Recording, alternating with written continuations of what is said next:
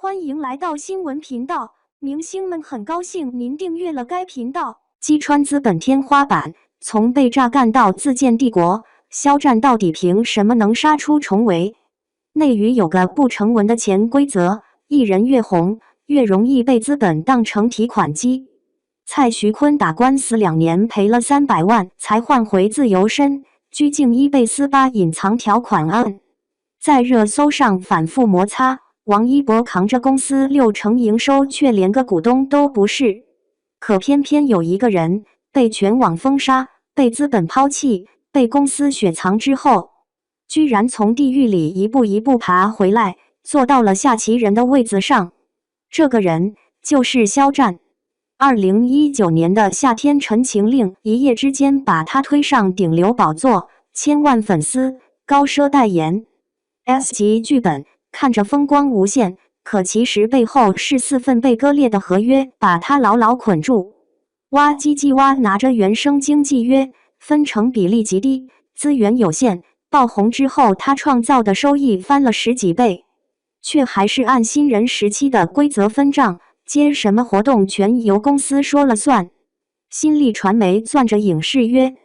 当时正扛着9亿净利润的对赌 KPI，直接把他当成冲业绩的救火队员，拿他的顶流头衔去招商，抬 IP 估值，至于长远的戏路和口碑，那都是不存在的。商务板块全甩给合纵操盘，代言佣金流水般涌入合作方口袋，可这套模式只共享红利，绝不共担风险，一旦出事，品牌会第一时间切割自保。平台那边更狠，工作室名义上是他的，但人员配置、公关决策、资源对接处处受制于人。平台只管坐享热度红利，压根没打算共担风雨。四方资本心照不宣地守着一条潜规则：红利共享，风险共弃。2020年2月27日，那场被称为227事件的风暴彻底撕开了这层遮羞布。全网黑料像海啸般砸来，抵制声浪淹没了所有理性，平台集体晋升，热搜被操控，作品被恶意打1星，肖战一瞬间成了互联网上人人喊打的活靶子。真正把他推向绝路的不是舆论，而是资本毫不犹豫的断臂求生。前经纪公司火速退后，连夜割席，生怕溅到自己身上一滴血。平日里称兄道弟的品牌方闻风而逃，海报连夜撤下，宣传瞬间清空。1个月的功夫，他的商业价值从榜单前2直接跌出前10，甚至面临查无此人的绝境。业内大佬早就盖棺定论，流量艺人碰上这种死局，神仙难救。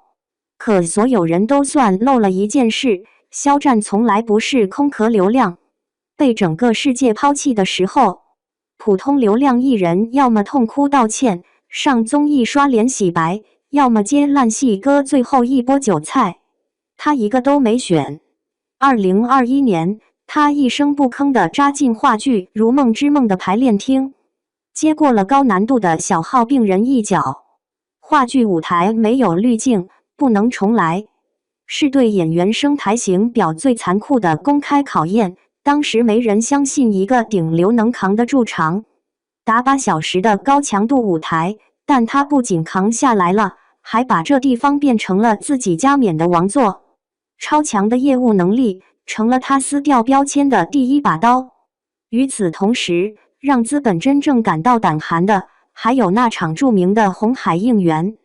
在所有人都以为他彻底凉透的时候，星光大赏的舞台上，台下粉丝亮起整片红海，不是资本运作的产物，那是内娱最震撼的自发性情感爆发。接下来就是真正的实力碾压。既然资本只认钱，那就用钱砸醒他们。单曲光点零预热空降，24小时狂卖2437万张，销售额破亿，直接载入吉尼斯世界纪录。这破亿的现金流比很多上市公司全年的净利润还要可观。彩妆品牌 NARS 官宣他当代言人后，单日销售额飙破8000万，品牌排名1天之内暴涨20741%。古驰、真力时、宝蝶家这些顶级高奢，只要带上它的名字，上线几秒空。粉丝们硬生生把高冷的奢侈品大牌买成了供不应求的快消品。肖战完成了内娱史无前例的壮举，在完全脱离传统资本推盘的情况下，实现了极强的自我造血能力。面对旧的合约，他既不撕破脸打官司，也不在网上搞舆论战，他就静静等着合约到期，用时间换脱身的机会。先是退出外部管控的仲夏之月工作室，成立完全自主的竹报文化，收回商务主导权，接着脱离合纵的商务外包体系，把代言时尚合作的主导权全部收归自有团队。这个过程需要多少隐忍和耐心，普通观众根本想象不到。2019年5月，他其实向长沙市中级人民法院提起过诉讼，要求解除合约，但5个月后他撤诉了，原因很简单，那时候7000万的违约金他根本付不起，他只能等自己真正强大到可以跟系统叫板的那一天。2025年7月，肖战和挖机机挖的10年长约正式走到尽头。X9 少年团的微博账号集体去掉了前缀，那个曾经被内部判定为 C 类艺人的年轻人，终于拿回了干干净净的肖战这个名字。更讽刺的是，他走红之后，经纪公司的主营业务利润里竟没有1分钱来自他。龙丹妮当年当着众人的面说，他音域撑不起万人场，这辈子也就这样了。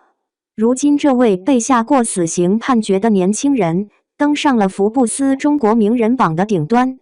资本的态度来了个180度的大转弯，曾经对他避之不及的，如今排队递上合作邀约。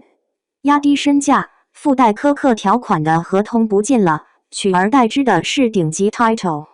全球的广和优厚的分约条件，品牌方甚至愿意为了他的档期无限度妥协。肖战的影视资源也迎来了全面升维，他不再局限于古偶赛道，而是稳步迈入主流大男主的殿堂。王牌部队梦中的那片海，骄阳伴我，收视与口碑齐飞。郑晓龙导演的《藏海传》未播先火，拿下央视年关预定，海外单集发行报价超过3.5万美元，成了中国文化输出的闪亮名片。他一个人手握好几个高奢全球代言，成了内娱商业价值含金量金字塔间唯一的存在。那些曾经试图控制他、榨干他、恶意操控舆论的不良资本，